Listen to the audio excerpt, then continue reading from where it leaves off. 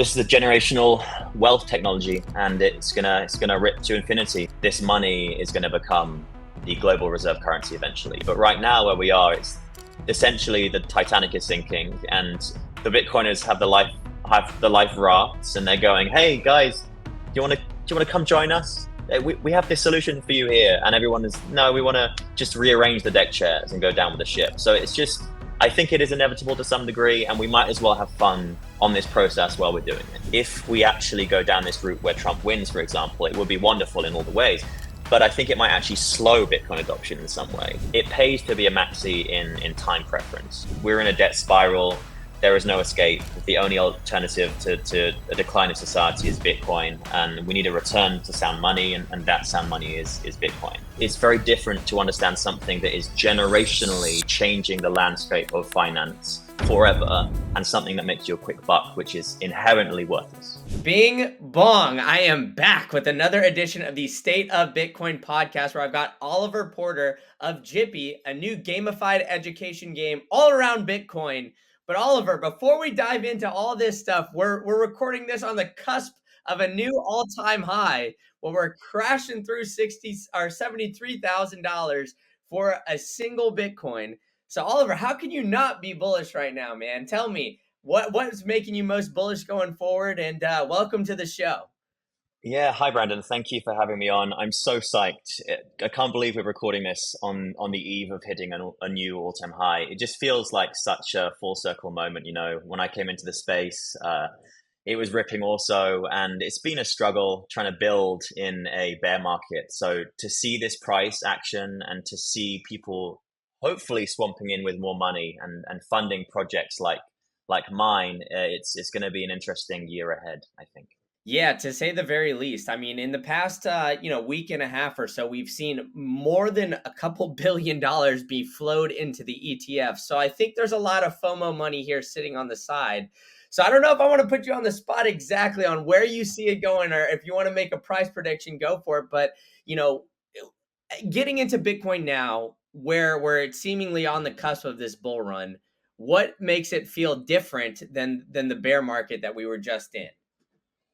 Yeah, I'll answer the first question to begin with, I think. So I try not to speculate too much on the price, just because at the end of the day, you and I know one Bitcoin equals one Bitcoin. And so, yes, the dollar action it feels good. It feels great to be validated. It feels nice to go to family and friends and say, "Hey, look at this new all-time high. I kind of told you about this when it was 40, 50K, and now you're getting some FOMO. I wonder what's going to happen next." So it feels nice on that side, but at the end of the day, we all know that this is a generational wealth technology, and it's gonna rip to infinity. So yeah, I'm just happy to be part of the journey. But in terms of the latter question as to why it feels different now, obviously the ECF's approved. The general public seem to be more informed about Bitcoin and more interested to at least purchase some Bitcoin. But I think that we're at an interesting threshold, at least in my opinion, because from what I can see, we're moving from what has become an easier process of onboarding early adopters and the pioneers. And now we're moving into the steeper part of the bell curve, where we actually have a harder task of orange pilling the wider population, which is no easy feat. So I think coming from my background, I've worked as a software engineer at Swan. It's no longer a winning strategy just to push people to purchase Bitcoin and to make a smash buy button easily accessible. It's not as easy as that anymore. You have to actually educate them. So it's interesting to see, Cash App launching Bread, which is a written Bitcoin onboarding tool, Swan launching the hour-long free Bitcoin course. It looks like these big companies are now doing more in the education space. Yeah, 100%. And, part of that, I think, people kind of dabble their foot into the crypto world, right? So, do you think that there is, yeah, obviously it's a shitcoin space, right? Oh, We yeah. don't want to encourage that here. So that's why I want to get to the question on more of like the whole number bias. I've interviewed British Hodl, who his thing is do whatever you can to get to one Bitcoin. And then I've also interviewed Brian Harrington, where the $73,000 sounds like a lot of people or a lot of money to some people. So they're too intimidated to get to that. So he proposes the get to 0.21 Bitcoin, because that'll put you in the top 1% of holders possible, because there's only 21 million and everything like that. Do you think that that argument could kind of help, or do you think maybe we should push for the whole number bias, everybody try to stack as much sats as they can? How do you see it as somebody coming from the education space? Yeah, it's frustrating because I still think that we have a long way to go. When you tell people that a single Bitcoin is worth upwards of $60,000, their eyes explode, and you just go, "What? That's so expensive!" And so we still have to educate people that you can actually buy fractions of a Bitcoin, and once they understand that fact, it's settling on that number. And I spoke to my aunt, who's a small business owner in Fort Worth. She does medical Botox for people, and I've been trying to orange pill her for the last couple of years. So it's still a struggle, because the number we settled on when I was trying to understand how much you'd be willing to put into Bitcoin was $100, and that was even too much. So $100 a month, that threshold is still too much for some people. So we really have a ways to go, I think. Yeah, I think it's all about, just kind of getting in and getting your feet wet with something, right? I mean, like, at the end of the day, you're not going to really learn about Bitcoin unless you buy a little bit. And at least in my opinion, maybe we do have some psychopaths out there that'll do all the research and everything like that, then all of a sudden just throw in hundreds of thousands of dollars or something like that. But I think for the average person, just to DCA in is kind of, the way to go. But, we mentioned it already before, at the beginning of this podcast, the price action. I know we don't like to talk about it, but it seems like it's the biggest driver for new people coming in. The news picks it up, all these other things. So, with all that comes the FOMO money, and then comes the shitcoinery. So, how are you able to differentiate the two right away, where it's like, hey, it's Bitcoin, not crypto? Yes, that is the question, and it's a struggle. Regarding the price, yeah, I mentioned I don't want to speculate, but I would definitely personally love to see us hit that threshold of 100K. People have been talking about that threshold for quite a while now. So if we hit that number, it would definitely do wonderful things for the industry, and probably, I would hazard a guess, orange pill a whole bunch more folks to come into the space. So that would be a really nice signpost in the ground. But for the crypto versus Bitcoin argument, yeah, that's probably one of the harder questions that Jippy is going to try to answer in the coming months to years, because it is a trap that I fear that most people fall into. Fortunately, I never did. So I'm a orange pilled Bitcoin maxi through and through. But I know a lot of folks, strangely enough, who are actually in the tech space, who you'd think would know better, but once they understand Bitcoin, they're like, "Oh, I must have missed out on all of the millions and billions that I could have made in the early days. Why not let's go to Monero, or let's go to Doge and all these things." And all they're looking at is the return. And sure, the return, if you look at the time horizon, and it's a quick return, that's fine. You make money, but it goes in the blink of an eye. Then it's very different to understand something that is generationally changing the landscape of finance forever, and something that makes you a quick buck, which is inherently worthless. Yeah, exactly. Like, Bitcoin's generational run has continued on here. And it's interesting that all these people just try to, in a sense, come and take Bitcoin's shine away, right? I mean, they try to jump on it. Like, it seems like all these shitcoins just shoot up and go to the moon, and then they get rug pulled right away. Whereas Bitcoin is still the one kind of standing strong. But, you mentioned it, the 100K barrier. Why do you think there's a mental barrier around that number? Is it just because it's a round number? Like, what do you think it is about this 100K mark that you think can potentially just explode the industry into a new direction? Yeah, people like zeros. It's a nice threshold, and I fear. I mean, I don't. I try not to speculate about the macro too much. I think, because it is so outside of our control, especially with the big players coming in, like BlackRock owning a quite fearful, divisive amount of Bitcoin, in my opinion, and then being able to perhaps sway the price of Bitcoin. I wouldn't be surprised if some of the strategies they're trying to employ now are to actually, manipulate the price, so that it doesn't go above a certain number, a certain threshold. So I'm fearful. I'm both encouraged to see industry players come in, but also fearful of what they're trying to do to the numbers, for sure. All right, well, let's dive into that. Why do you think that they're manipulating the price? What would be the benefit? So they can stack more, so they Correct. can. You think? Okay, so you think that they're Correct. have Yeah. like a certain amount that they're trying to stack in order to then shoot up the price. And I guess how would all that work, you think? Do you think that they're just gonna buy Bitcoins and then the ETFs, they're just gonna be like, all right, well, we're issuing paper Bitcoin for the ETFs and then just kind of accumulating the physical asset? Like, what do you think is kind of behind all this? Yeah, exactly. And I mean, I think there's a few different a few different routes I think we can go down probably, which is assumptions we can make. So one assumption is that Bitcoin is going to go to zero.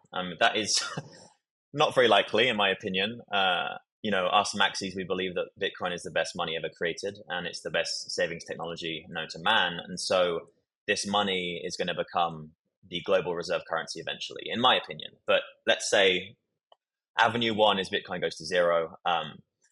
They're trying to have fun with it, as is anyone. It's just a numbers game, and you have fun with it, buying and selling. The second route, which is interesting, which is Bitcoin doesn't become the global reserve currency, but it still is a wonderful savings vehicle. So you still have the dollar as the reserve currency, as where primarily where money is traded and assets. But then you have Bitcoin that backs that up. You have something as a way to store your wealth generationally while the dollar is still being inflated away. The third and final one, which is definitely I'm most bullish on, which is Bitcoin becomes the global reserve currency. So out of all those strategies, I think the biggest thing that these companies are probably trying to do is hedge their bets. If Bitcoin is what we think it's going to be, I would probably try and future-proof my company and try and buy some anyway, on just in case. And so, yeah, I think that that's probably the driver there. Is even if they think it's not going to fail, let's hedge our bets and get some instead. Are you looking for the best way to store your seed phrase? Well, I've got it for you. It's Stampseed. They've got the #1 punch place where you can order a full-on package where they've got every single thing. They've got all the letters. You could just get it in there. And they've got this sick hammer, which they've engineered to make it so easy for you to punch in that titanium steel plate and store your seed phrase in the most secure way possible. So go ahead and get your Bitcoin off of these exchanges and use promo code Green Candle for 15% off. They're helping power the show. They've got the Bitcoin logo. You can punch it into your seed phrase as well. If you could see it here, they've got a lot of cool stuff. And now I'm helping empower you to get your Bitcoin off an exchange utilizing Stampseed and storing your seed phrase in the most secure way possible. Now get to it. All right, back to the show. Yeah, so like hedging the bets, getting some instead. Do you think that that's they could almost use the hedge funds, companies trying to put Bitcoin on their balance sheet but uncomfortable holding it themselves, all these different things to accumulate, and then BlackRock is continues to be the largest asset holder in the world, and then they could essentially just kind of, I guess, pull the strings in a sense. I mean, even though Bitcoin's decentralized, they could try to accumulate as much as possible, where a sell-off, they could kind of drive the price in a way. Exactly. So that's part of the fun of this number, this 100K number, I think, because there's some shady dealings happening. I do just want to probably be very explicit and say that whilst ETFs are great, you're still holding a receipt. You're not actually holding Bitcoin. And so I would encourage folks to just do their research and understand more about what it means to actually own Bitcoin, the asset. And so the best route into that is something like a Swan or a River, where you can actually buy your Bitcoin and move it to a hardware wallet. Self custody is always the way forward. That's the best way to hold your money. 100%. Yeah. So, I mean, I agree with you 100%. I just think it's a positive in a sense where it's another touch point. The way I view it, and you're an educator, so I'd actually like to hear your opinion on this. But the way I view it is everybody needs a couple touch points in order to actually start doing their own research to get into it themselves. So I think the ETFs can be one touch point. But I mean, it also worries me that last cycle we had FTX, Celsius, all these other bad players who were basically giving out free Bitcoin willy nilly. The ETFs maybe can't do that quite as much because it is quote unquote regulated, but I'm not very encouraged by the SEC's ability to forensically account for all the Bitcoin that's being bought there. So I do think it's a touch point to get in, but I don't think that they're going to be I guess privy to potentially buying or issuing paper Bitcoin. So on the touch point aspect, do you think that that's part of it to try to get people into it? Like, what do you think is going to be a big driver to get people into at least getting curious about Bitcoin? Yes, that's a complicated. Yeah, it's a super complicated question because it's like when you think about like what orange pills an individual, it's not linear. It's like this massive squid creature with all of these legs flailing around, and there's just different options for how to tackle the problem. So one person might be interested in the number go up. You know, you just see this number increase, and yes, it feels good just to see your money maintaining value while people's fiat money trickles away year by year, you know. So that's one angle. Then you have the more libertarian-esque angle, like the freedom angle. You know, the government can't ever seize my money. It's the most secure money ever created. That feels good from the libertarian point. And then you have the shitcoin angle, which is just, it's gamification, it's fun, it's enjoyable. So there are lots of different routes. I do think that looking at the best on ramps, you know, we have companies like Fold, which is gamified earnings and a Bitcoin debit card. We have exchanges like Swan and like River, these companies. And we also have new companies coming out of Pleblab like Jiffy myself and also Yopaki. And I think what we're starting to see here, like I mentioned previously, is you can't just throw people in front of a smash buy button and just hope they're going to purchase. It doesn't really work anymore. So that's where the gamification angle comes in, which is if you really honestly optimize around user experience and around providing the best education, there's actually a really interesting way you can work in giving away sats. So that's the angle that I'm trying to take with Jippy, that Yopaki is trying to take, which is layering education in with free Bitcoin as a way to incentivize progress. And that's really, it's potentially magical for beginners. Yeah, and who doesn't like a little free Bitcoin there, right? I mean, I think the Mm-hmm. Sats rewards, the faucets, all those kind of things. I mean, I know Lolly was one early one that was always giving it away. Fold. I mean, I'm starting to pay my mortgages using Fold and all that kind of stuff too. And I've got Yopaki. You know, I'm using all the faucets, man. I'm doing everything I can to stack as much Sats as I can in the background because it's just, Jiffy yeah, next. it's Jiffy absolutely next, Brandon. amazing. Yeah. Exactly. And I think, you know, at the end of the day, it's a good way to get people onboarded, right? I mean, no effort Mm. really. You can get them to play a game, do something like that, and earn Bitcoin. So I think that is the future way to get into people. But, you know, with the financial topics, it being kind of I guess you know, almost intimidating, right? I mean, I think the gamification one makes it a little easier, but two makes it a little bit more accessible as well. Now, with you developing this company, obviously we can't speculate too much on the macro, but you know, we've got kind of a weird macro environment here where, you know, if you ask the traditional financial people, everything's fine. If you ask Bitcoiners, the world's burning, right? So maybe it's a little bit in between, but there's a lot of, you know, people feeling the effects of inflation and other things like that. So, you know, have you gotten that, I guess, as more of I guess your way in to help orange people and orange pill people and educate people on Bitcoin in general with Jippy? Yeah, I mean, we're still in the early days. You know, the context here is I was working on Jippy as a hobby project over a couple of years outside of work, and we really started hammering progress at the beginning of this year. So we joined the Top Builder program sponsored by Wolf and Pleb Lab in January, and that's where we really saw some pretty big change. And then we launched our MVP on the app stores a couple months ago. So we're still in the early days. So there are quite a few things we want to do, and one of those happens to be yes, we want to provide a really solid number for normies or beginners or novices, however you want to call the folks entering the space. We want to provide them with a number that feels really solid, like really solid as a signpost in the ground to know that I'm a Bitcoiner, I have money. So yes, it would be great if we could all provide them, you know, $10, $20 worth of Bitcoin, $100 worth of Bitcoin, whatever that number is. We want to figure that out. And from there, we can work out more around how to tailor solutions more personalized to each individual. So we're working on some exciting things for sure. Yeah, and the future does look bright orange to say the very least here. So I mean, it's got me all jacked up seeing the price action run up like crazy. But let's talk about it, like kind of developing in a bear market and growing in that aspect of things, right? I mean, Mhm. obviously we're all jacked up here right now, seeing the price run up like crazy. I just think of that, the Bitcoin meme of the little Bitcoin going up the roller coaster with his Oh, hands. yeah. It's going Yeah. crazy. I actually added a little.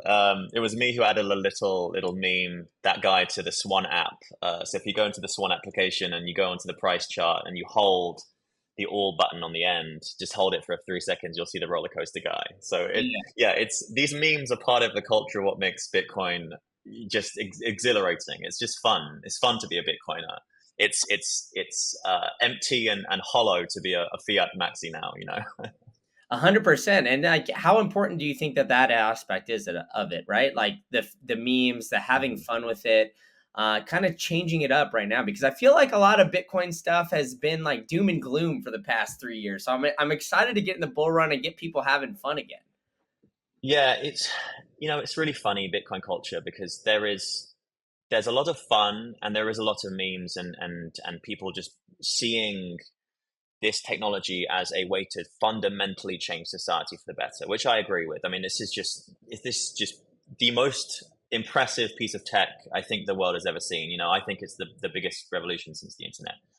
But the flip side of that is there's this other pervasive side of Bitcoin culture, I think, which is this nihilism, which is, if Bitcoin fails, we're all doomed, which is true to some extent. But I think it pays to try and reorient around the positive again. I the individual who orange pilled me in 2015, 16 was an earlier Bitcoin than myself. And his view has always been that Bitcoin is inevitable and the world is always going to take Bitcoin eventually. But right now, where we are, it's essentially the Titanic is sinking, and the Bitcoiners have the life rafts, and they're going, "Hey guys, do you want to come join us? We have this solution for you here." And everyone is, "No, we want to just rearrange the deck chairs and go down with the ship." So it's just, I think it is inevitable to some degree, and we might as well have fun on this process while we're doing it. Yeah, 100%. I mean, everybody wants to have a little bit of fun here every now and then, man. But, with all that too, like, I think the education aspect, I mean, we keep coming back to it a little bit here and there. I think it's all very important with that. So, with all these kind of things popping up, right? I mean, you guys got a lot of things, running in Austin and in Pleb Lab and everything like that. But you've also got, big conferences like Consensus and everything like that. So, how do you guys, I guess, in a sense, like help filter out the noise here from all these other things? All the other shitcoinery, all that other stuff that's going on here to get people to focus on Bitcoin. Yeah, saying no is a superpower. I don't even entertain it anymore.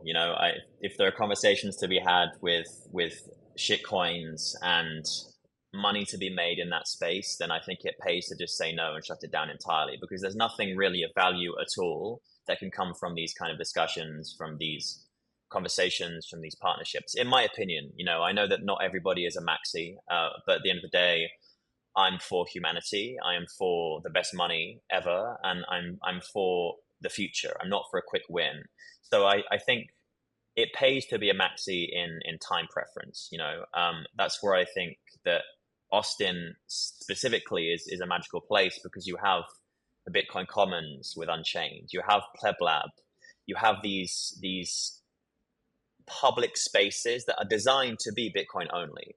So you can very easily enter the space without even thinking about shitcoins. And I think that that's a route that is really attractive to a lot of people in Austin now because it's so readily accessible. There's so many events, and I would encourage folks in Austin to look at meetup.com and see what's around. Calling all shadowy supercoders. I've got an event specifically for you. That's right. I am working with Pleb Lab to help out with Top Builder. Top Builder, it's like the Top Chef, but for shadowy supercoders. They've got a Bitcoin prize worth of $15,000 that you can earn when you showing off your skills. But not only that, you will gain valuable exposure, mentorship, and great collaboration opportunities And a lot of people raised money last year, not just the winner. So you have the potential to show your stuff. All you got to do is sign up now. Between now and December 31st, go through 3 rounds where you are showing your skills. And then at the end, you will showcase your stuff at Startup Day down in Austin. So go ahead and sign up now and get everything started for Top Builder and showcase your stuff and help build in the Bitcoin ecosystem. All right, enough for me. Back to the show. Yeah, 100%. Check out Pleb Lab. Those guys are absolutely amazing. Cars, friend of the program. He's been on the show a couple times as well. But with that, I think like blockchain has really become like a huge buzzword, or at least it was last cycle. So I wouldn't be surprised if that kind of comes up again here this year or in 25, 26 time when we see Bitcoin price ripping.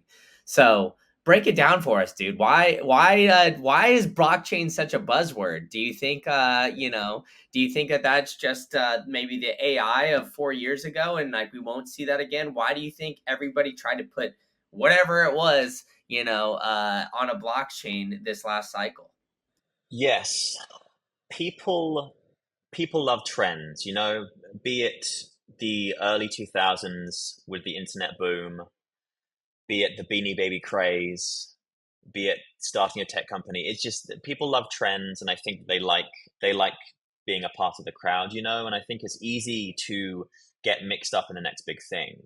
That's where I think the problem is between the argument between crypto and Bitcoin is that you can get caught up in this spiral of terminology and being caught away with the numbers when actually the only thing that matters is that Bitcoin was the first mover in the space. It has the network effect already, and it's the most trusted brand. It's the most secure in the world, and so there's no entertaining these other shit coins. But yes, I think that as the price increases, you're going to start to see even more companies. I don't even know how many coins we have out there now. Thousands, tens of thousands, hundreds of thousands. I don't even know anymore. But countless. Yeah, and so with that, right, it seems like there's been the revolution not only from like the pleb level, but and the company level, but also the country level, right? We've had Trump and RFK Jr. speaking at the Mm. Bitcoin conference. We've got Maya out of Suriname talking about becoming the next Bitcoin company. Obviously, Bukele in El Salvador. How important do you think that is to get countries onboarded to Bitcoin? Not only to I guess like help their country's growth in general, but obviously educate their people and kind of get it out of the fiat system. Like, how big do you think that is going to be in this next year and a few months here?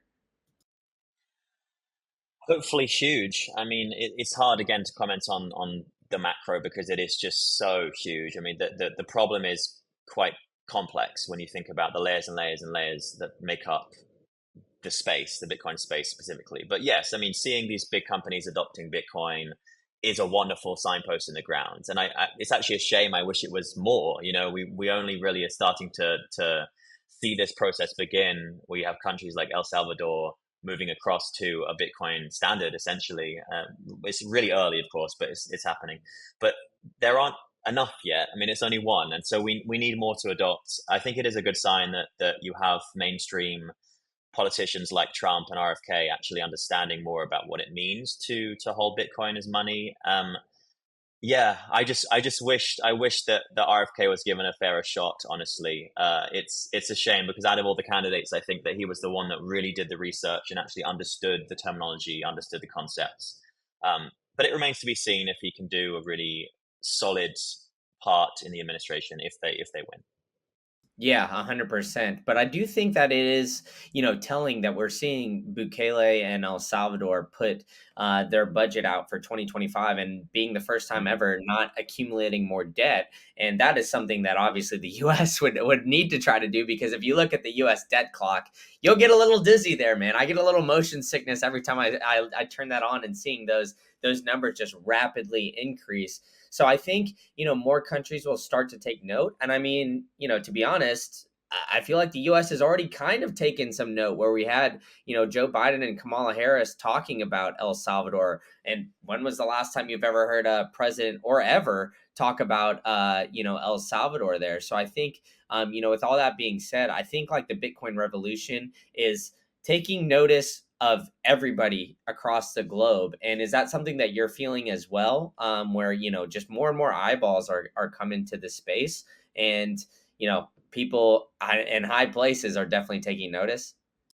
Yep, it seems like I mentioned, we're inching towards mass adoption. That bell curve of mass adoption is slowly becoming steeper, which is a good sign. More and more people are hearing Bitcoin, wanting to understand Bitcoin, and that's where I think that we can do something that adds value to the space. We really need to optimize around on ramps and making these concepts accessible to beginners, equipping them with knowledge, giving them Bitcoin to reward them, and just trying to make the whole experience a lot easier. We've come a long way since the early exchanges. That we have some really great tools out there now, and my hope is that Jippy will become one of those tools.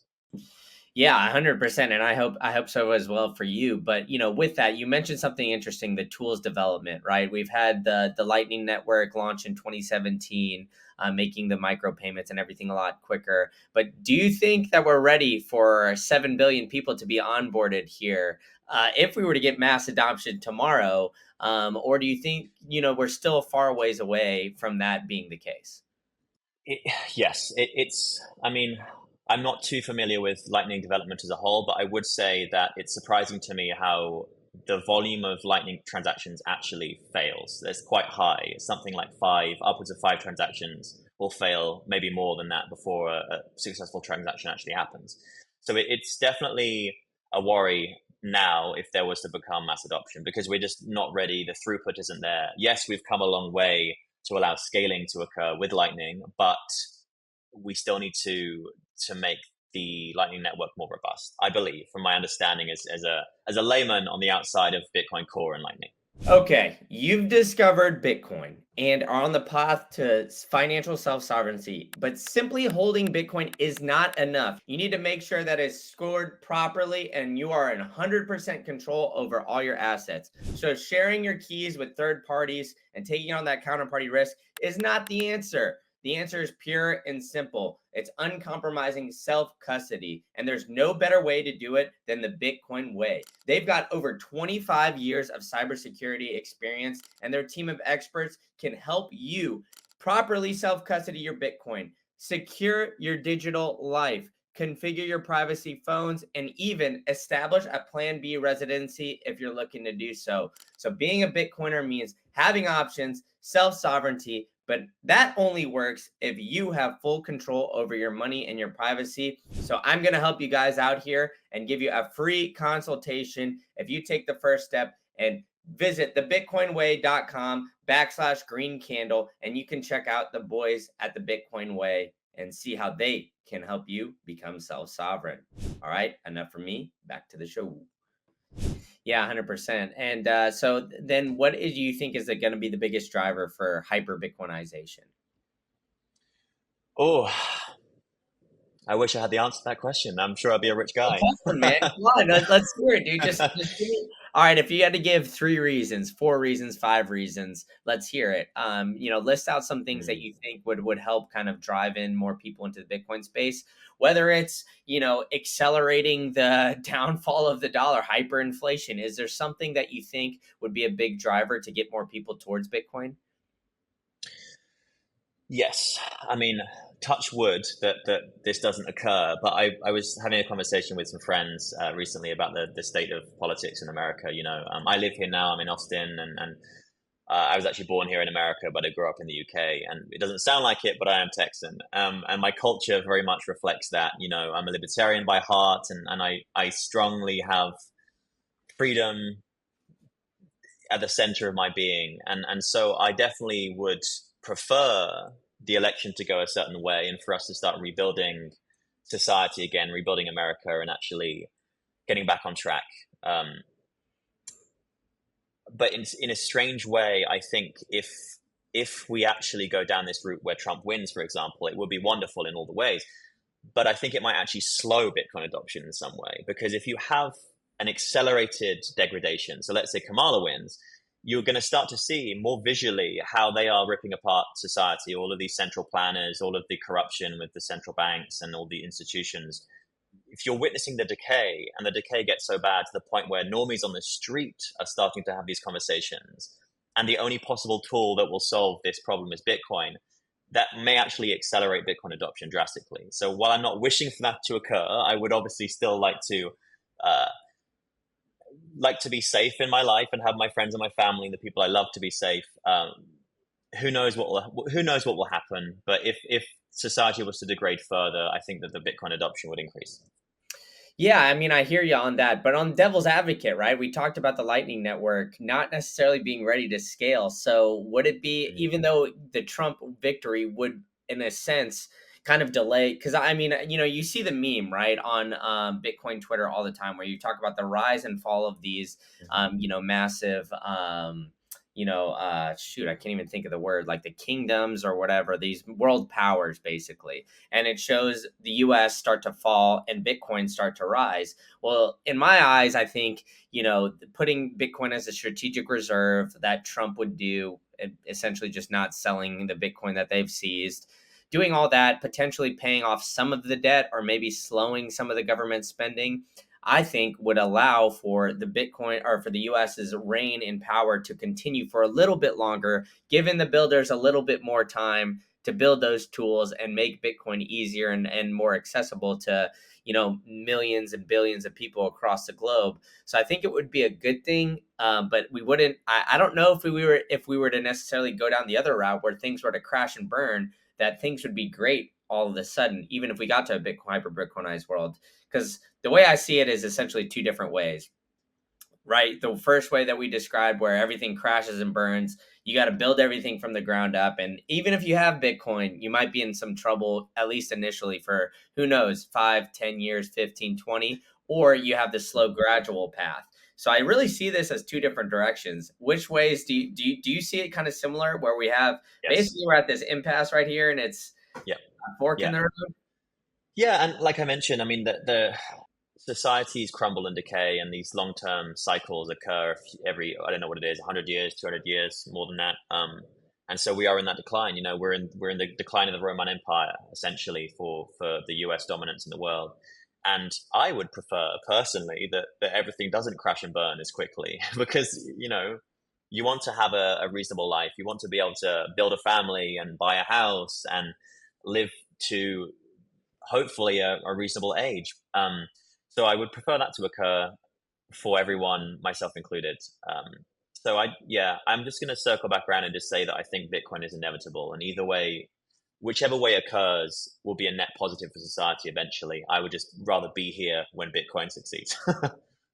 Yeah, I mean, I hear you with that. But let's get into what you're building out with Jippy and everything on that, along that lines, because I think it's really interesting that you're starting to gamify these, kind of financial topics. Because to be honest, the Mhm. way I got into personal finance was reading Rich Dad Poor Dad, and then they've also got the quadrant game and other things like that. So around the books and like the education aspects, I think gamifying things is great. So why did you decide to go this route and start to gamify things, opposed to, maybe just doing some, either writing a book or kind of going Mhm. that route? Yeah, that's a really solid question. So let me just give a very quick summary about me so the listeners can understand who I am as a person. So my background is software engineering. I'm a software engineer of 5 years. Previously worked at Swan as a mobile engineer, but more generally, I've got about nearly a decade years of experience in the startup landscape, and I've worked various roles, various industries, insurtech, medtech, edtech, and more recently Bitcoin. So really, I think that the tech skills, help me to understand Bitcoin to a more granular degree. So thank you for thank you for my life for sort of going down this route. It's been really helpful. But in terms of why this problem set, the US is $35 trillion in debt. You mentioned the debt clock there. That number is just astronomical to me. That number increases by a million every sort of 100 days. So really, we're in a debt spiral. There is no escape. The only alternative to a decline of society is Bitcoin, and we need a return to sound money, and that sound money is Bitcoin. The issue being, only about 83% of the US population have never invested in Bitcoin. And so for adoption to occur to the point of hyper Bitcoinization, so we're seeing mass adoption, I think that we need to improve how people understand Bitcoin. The issue being, Bitcoin actually has an education problem. And that's really what I think I'm trying to solve with Jippy, is that Bitcoin education is broken. Just the 3 points quickly. So learning is actually pretty boring. There was a study done by Yale News that said 69% of young people find learning boring. That's not great when you have a really hairy, scary, mammoth technical beast to understand that is Bitcoin. Two, Bitcoin education is hard.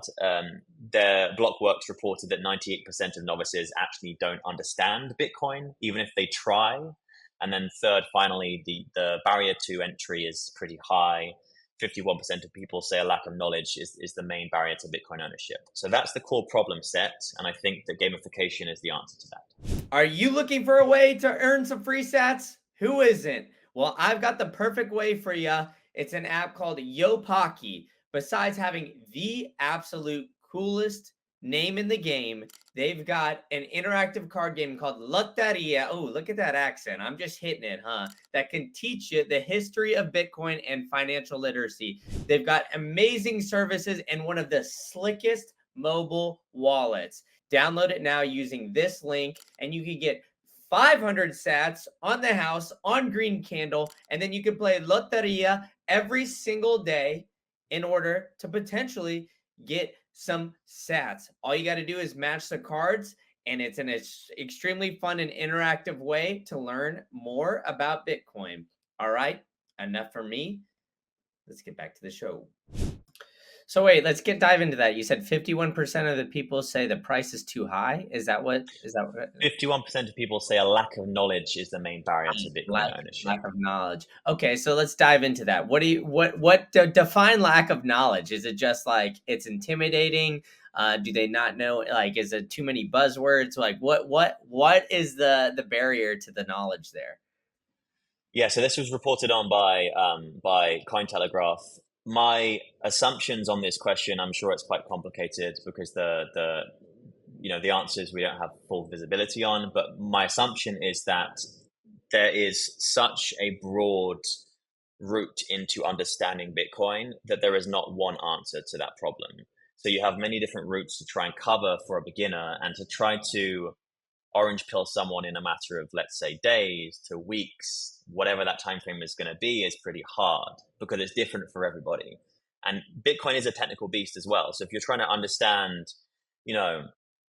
proof of stake versus proof of work, what does that actually mean in practice? If you're trying to understand what is cryptography, why is the Bitcoin network secure when it's decentralized versus a centralized ledger? Like, all of these things are complicated. So that's really, I think, what we will be trying to solve in the coming months, is how to approach that process of orange pilling people when that process is not linear. Yeah, I hear you. So then, all right, let's line it out then. What do you think is the most important aspect of Bitcoin? The reason why it's going to be successful? Is it the decentralization, the fixed supply? What do you think resonates with the most amount of people, or at least resonates with you?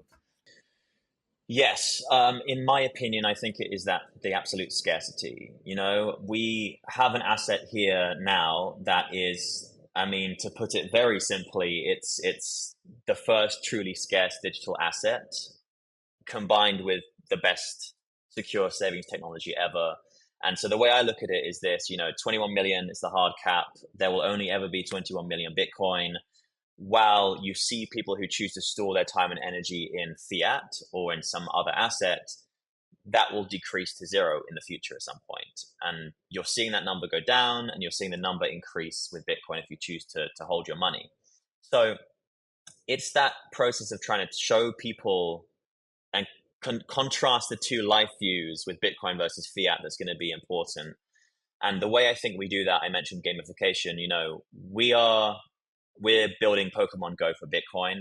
And so my mission here is to make Bitcoin easy, education easy, and fun and intuitive. And so the reason we've gone down this route with Pokemon Go is that we have to really, I believe, educate the next generation of Bitcoiners. So that's Gen Z, that's young millennials. The issue with these folks is they really only have an attention span of 8 seconds, which is abysmal. So how do you capture the interest of these folks when they don't really have any interest to share? And that is through Pokemon Go. This game is a tour de force. It was an exceptional tool. I was actually looking at stats a few weeks ago, Pokemon Go. So in 2016, the game peaked at 232 million active players. That it grossed 6 billion in revenue, and even this year, so 2024, 24% of 18 to 34-year-olds are still playing, while 49% of 35 to 54-year-olds are still playing this year. So what that tells me is this game is multi-generational. If we can replicate that with Jippy and with Tribe Clash, we're in for a winner. Man, why do you think Pokemon Go was so big for, and why do you think it's so like multi-generational then? Because it's so easy and so fun. It's such an accessible tool to use, and that's what I think we want to do, is try and replicate some of those things, specifically the approach of collecting these beasts, which we're calling Bitcoin beasts. They're going to be Bitcoin themed beasts like a blockchain Bob, Nakamoto Nick, etc. You collect these beasts around territories in your city, and the winning tribe who collects the most beasts and claims the most territories will win half a Bitcoin. So we're trying to replicate some of the most successful routes for us. And yeah, I was astonished to read those stats about Pokemon Go. Exceedingly popular. Yeah, I mean, I can't believe it either. I mean, I remember when it was first popping off that we were getting reports of like people getting in car accidents because they were trying to pull over to catch Pokemon while driving and everything like that. So hopefully Jippy has that success, but isn't causing any car accidents there. We hope not. Yeah, We hope not. exactly. But Besides, Oliver, we all have Teslas now, hopefully. So Elon will fix our full self driving, so we can just sit back and play games while it takes us from A to B. exactly, exactly. Well, Oliver, you have an interesting background where you're a little bit of a Texan, a little bit of a Brit here. So I'm gonna end with some fun rapid fire questions. Are you ready for them? Because it's not Yeah. on the Bitcoin subject. They're going to be all around different things. So buckle up here. I want you to rank these Texas cities from 1 to 4. So you're gonna get some people mad here, man. But Great. I'm gonna give you Austin, Dallas, Houston, and San Antonio. You got to rank them 1 to 4. Oh, okay. One, I'm afraid I live here. Austin is number one for me. It's a beautiful city. It's great nature, great food. It's really walkable. Really a massive fan. Tech scene, Bitcoin, everything's here. Dallas probably second, I would say. It's huge, it's massive. You've got everything, but it's not quite as walkable. And yeah, I'm not a huge fan of a massive metropolis anymore. I lived in London for 5 years. Too much. Smaller cities are the way to go. Um, Third, maybe I would say San Antonio. I love nature. That's why I love Austin and the lake. But the canals are something to really appreciate down in San Antonio. Um, oh, for yeah, and then the other two, I don't really, I haven't got much to say on the other two, I'm afraid. All right, that's all fine. All right, so then you got to give us a secret here, man. What's the best barbecue in Austin? Oh, that's a hard question, dude. That's a really hard question. Oh, I do love a Terry Blacks. I'm not going to lie. The line does make it a little bit difficult. The line you can be waiting around for a while, but if it's not Terry Blacks because of the line, I really want to say Cooper's on Congress. I don't know. It's just magical. The meat's cooked to perfection. The sauce is something special. The sides are all free, so you can pig out on sides. It's joy. It's just joy. Barbecue is joy. Oh, barbecue is the best. All right, so then I got to ask you, all right, which one's better, the hot barbecue sauce or like the sweet tangy barbecue sauce? I like a bit of heat. I have to say hot. Yeah, I spice makes me feel alive. It's one of those things. The capsaicin, whatever you call it, in the peppers, it lights you up, and that it's just it's quite fun. It's like Yeah, caffeine, but spicy caffeine. exactly. I love it too. All right, so then brisket, sausage, or pork? Oh, that's not even hard. Brisket all the way. Yeah, All right, brisket. good choice. Good choice. All right, so tacos, right? Obviously, Austin is the taco capital of the world, allegedly, right? So we got to power rank these breakfast tacos. We'll go a lunch taco where you could throw basically anything in a tortilla and call it a taco, or just an authentic Mexican taco. Oh, you can't beat slow cooked. And so if you get some slow cooked pork taco with some salsa on there, it's just something special. I don't know. I love breakfast foods. I do, but I don't think they have any place in taco. Honestly, I love Man, those are eggs. some fighting words, dude. I love Yeah, I know. I'm those. sorry. come for me. But it's just, I don't know. I love eggs by themselves on toast, but in a taco, I'm like, no, I'd rather have meat. Yeah, hey, I hear ya. All right, so then, you gotta go with Austin, Texas summers or London, UK winters. One of the two. Which one are you taking? Man.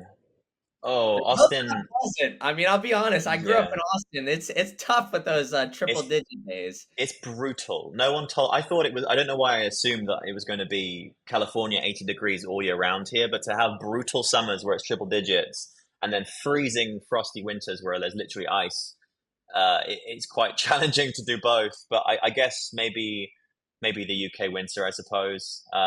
You know, just throw on a coat. It's just fine. You know, like we have thick stone buildings. It's warmer inside. That I can deal with. But these heat, like try and do stuff outside when it's 110 is just a nightmare.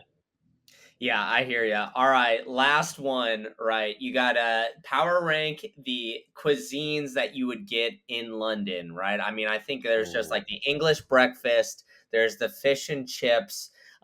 Maybe we'll throw in tea in there. And one more thing, maybe what is it, crumpets or something like that? Is that another Oh, big thing? you're going with all the stereotypes, all the Yeah, stereotypes. I have to, man. I have to. Scones. Um, yeah, it's a no-brainer. I mean, honestly, and apologies to my British brethren, but we're not known for our food. It's pretty shit. We don't season anything. So I actually really want to say that the food there is probably best if you get cuisine outside of the UK. So we are really good with curries. That's probably the most popular form of food in the UK is curries, followed by something like Thai and Chinese. So really, any one of those three, you'll be golden with. Fish and chips is fine, but again, you're going to need to douse it with vinegar and ketchup and stuff to make it bearable. Yeah, 100%. All right, Oliver, you've been very generous with your time in playing this last little game Thank you, with us. Brandon. I appreciate it. Yes. If you tell people where they can find out more about you and more about Jippy. Yes. So just to wrap up then, so Jippy, we want to become the next big global phenomenon, and so we're actually offering a historic crowdfunding round that is open to both the public and to accredited investors. Oh, So wow. we are, yeah, we're looking to launch that in the next few days, actually. So you can head to timestampfinancial.com. Hopefully, Brandon can put in the show notes the link and actually invest in Jippy. So you can help us on our journey. So if you believe in our mission of gamified Bitcoin education for the masses and you want to participate in supporting Pokemon Go for Bitcoin, then you can invest now. We are also launching 21 limited edition Bitcoin Beast plushies from the game. So all of the Bitcoin Beasts that you can collect digitally in Tribe Clash will actually be sold as plushies. And the best thing is, because they're limited edition, one of those 21 beasts will have $1,000 worth of Bitcoin. And you can actually pre-order these from our website, which is jippy.app. That's JIPPI.app. All right. Well, I'll put all that in the show notes, and yeah, I'll definitely be promoting all that stuff. So everybody support Oliver. He's fighting the good fight. So trying to propel Satoshi's vision forward. And so go ahead and show him some support. And Oliver, thanks so much, man. Thanks so much, man. Appreciate you. Thank you for tuning in to the latest episode of the State of Bitcoin podcast. If you really enjoyed this one, I've got another one cooking up for you. You can click that right here and you can go to the next episode, which is an absolute banger where I'm bringing you only the latest and greatest guests. Or if you're looking for more macro related content, you could check out my other channel, Macro Insights Pod. I got it linked for you right here. So where I'm bringing you more about stocks, real estate, traditional finance stuff. So go ahead and check that out. And if you enjoyed this podcast, go ahead and hit that like, hit that subscribe button, and tell a friend to tell a friend. All right, enough from me. I'll see you at the next one.